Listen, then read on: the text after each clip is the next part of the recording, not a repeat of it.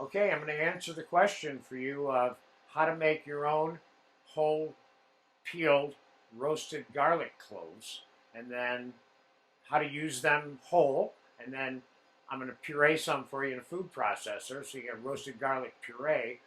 And the purpose of this video is to extend and offer to you for your repertoire another condiment for cooking. Goes very well with pasta dishes, but also many, many other things, okay? So how to make whole roasted garlic.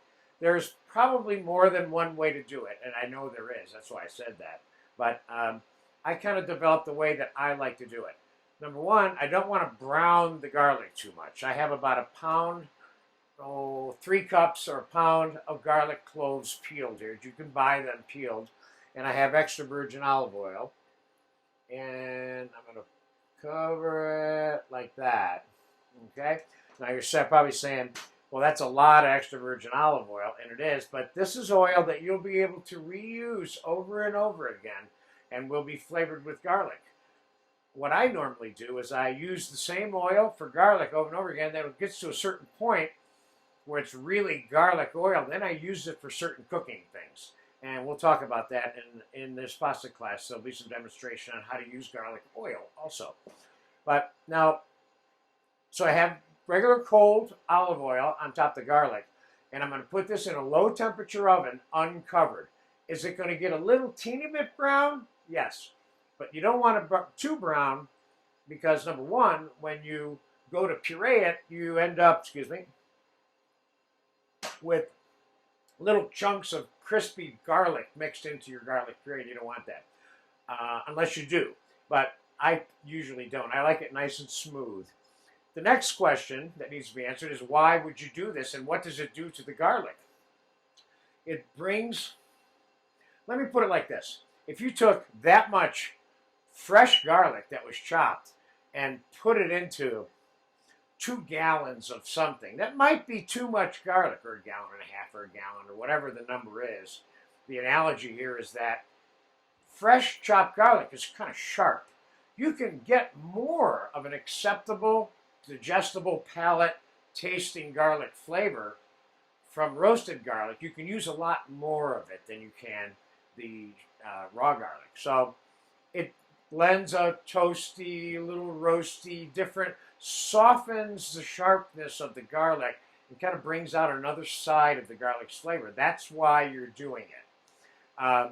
The only other reason you might be doing it is you want the garlic whole cloves, tender enough to eat, so you can add whole cloves to a dish, which we will do in this pasta class.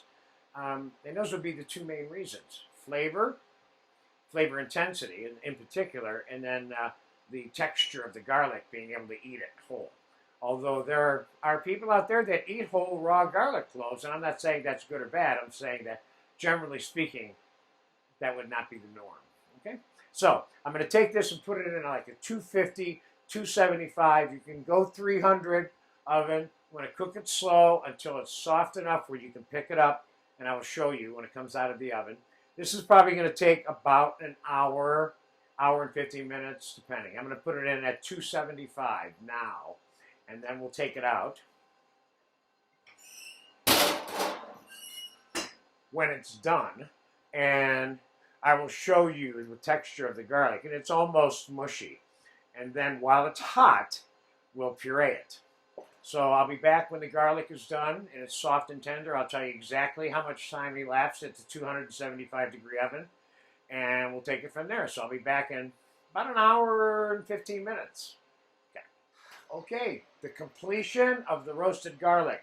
Now, it was in the oven for about 90 minutes, 80 minutes at 300, 3 1/4. I turned it up once at one point after about a half an hour because I didn't think it was cooking fast enough. I was careful, of course, not to brown it, but as you can see, there's some little teeny weeny brown points here. And again, wanted to make sure that it was submerged in the oil. I used extra virgin olive oil because I want to keep continuing to reuse it. And I'm making an infused oil, actually, at the same time that I'm roasting the garlic. Infused meaning transferring the flavor from one thing into another. So we're going to make a little bit of roasted garlic puree, and I'm going to leave some of the whole soft roasted garlics cloves also for other things to do within the cooking, okay? So let's start by taking this little mini food processor we have here. Now this is hot, and that's the best time to puree this, of course. And in this pasta class, I'm going to demonstrate for you at least one pasta dish that you can use this in. And I'll remind you that if you have a hard time pureeing it in your food processor, add a little bit of your oil to it so it has some turbulence.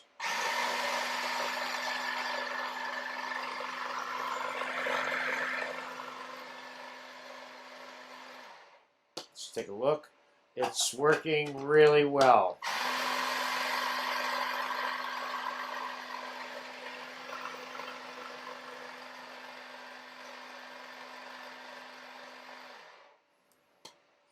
And it's done. And we're going to take it out. And this is the kind of thing you can just, that's a hot pot. You can store it covered in the refrigerator. Trying not to drip it all over the place, of course. Okay, let's get this out of here. See how nice and smooth that is? Again, I'll remind you that the intensity flavor of the roasted pureed garlic is not as sharp as the fresh garlic, so it has a different kind of use in terms of the amounts and the garlic flavor itself. Okay, so there is the plain old roasted garlic puree, which is really good stuff. You can even spread this on toast if you want. You know, if you're eating some pasta dish with a little bit of chopped parsley, drizzle some oil on it with some salt maybe. And we're going to keep the cloves whole. Now, if I wanted to keep these cloves around, I would just store them in this oil until I was ready to use them. And the only thing you got to do is slightly warm it up in a microwave because the olive oil certainly congeals when it gets cold. And these are great just added to different dishes, and it doesn't have to be pasta for in either case of the roasted or the whole. This is a nice little skill for you to have. This is kind of like a condiment in a way. You can make this and keep it around in your fridge and then take it out when you're ready to cook. And then I'm going to store this extra virgin garlic oil now in the fridge for a later use.